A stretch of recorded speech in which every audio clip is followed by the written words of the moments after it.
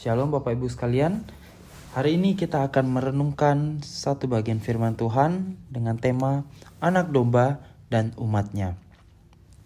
Kita akan bersama membaca dari Wahyu pasal 14 ayat yang pertama.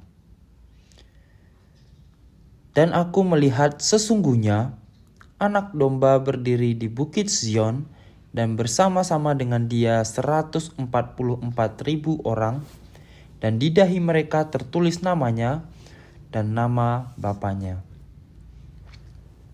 Bapak Ibu sekalian, kita bersama tahu kartu tanda penduduk merupakan tanda pengenal yang menunjukkan bahwa kita adalah seorang warga negara Indonesia.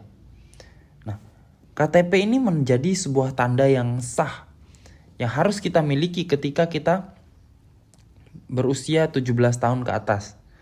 Nah, sama halnya dengan ketika kita bersekolah, kita memiliki tanda pengenal di sekolah, universitas, tempat bekerja, maupun di gereja.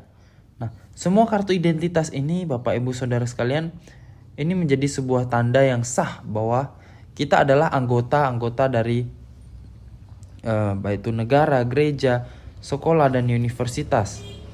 Nah, di dalam bagian ini, Bapak Ibu Saudara sekalian, Yohanes memperoleh penglihatan mengenai domba dan umatnya.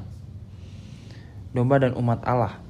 Nah, yang uniknya adalah penglihatan Yohanes ini mencatat tentang 144.000 orang yang memiliki tanda di dahi mereka.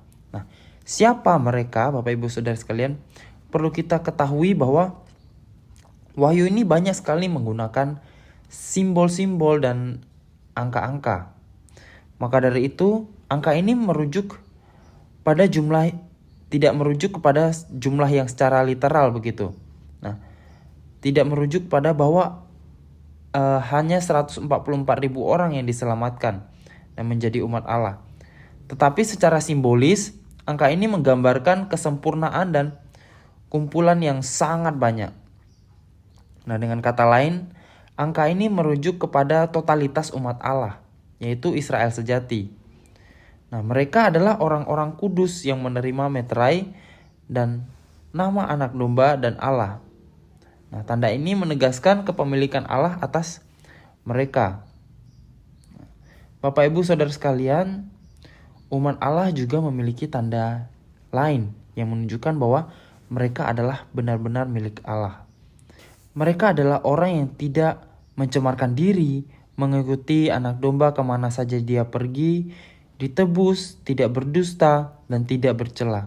Nah, Bapak Ibu Saudara sekalian, tanda inilah yang menunjukkan bahwa umat Allah hidup setia dan taat kepada kebenaran Allah, serta menjadi saksi di tengah kehidupan mereka sebagai umat Allah yang telah memperoleh penebusan dan dimeteraikan sebagai milik Allah. Nah, Bapak Ibu Saudara, ini merupakan sebuah pengingat bagi setiap kita sebagai orang yang mengaku umat Allah.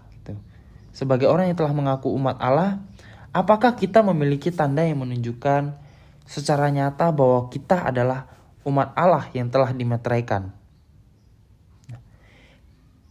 Hidup sebagai umat Allah bukan hanya untuk memperoleh keselamatan. Ini yang perlu kita sadari, Bapak Ibu Saudara sekalian. Hidup sebagai umat Allah bukan hanya untuk memperoleh keselamatan, tetapi harus menunjukkan tanda yang nyata sebagai umat Allah yang telah diselamatkan. Demikian perenungan firman Tuhan kita. Mari bersama kita berdoa. Bapa dalam surga, kami ucap syukur atas firman Tuhan yang telah bersama kami renungkan ya Bapa. Kami berdoa ya Bapa, biarlah Engkau menolong kami dalam kehidupan kami melalui Roh Kudus, melalui firman Tuhan, untuk memampukan setiap kami, supaya setiap kami dapat melihat tanda yang nyata, kami dapat menunjukkan tanda yang nyata sebagai umat Allah yang telah diselamatkan melalui kehidupan kami ya Bapa. Biarlah Engkau yang menolong setiap kami ya Bapa untuk terus belajar menjadi umat Allah yang dapat menjadi terang dan garam di tengah-tengah dunia ya Bapa. Ya Bapa, kami juga berdoa untuk aktivitas kami hari ini. Kiranya Engkau yang menolong setiap kami, memampukan setiap kami untuk menjalani aktivitas kami ya Bapa. Terima kasih ya Tuhan. Di dalam nama Tuhan Yesus kami berdoa dan mengucap syukur. Amin.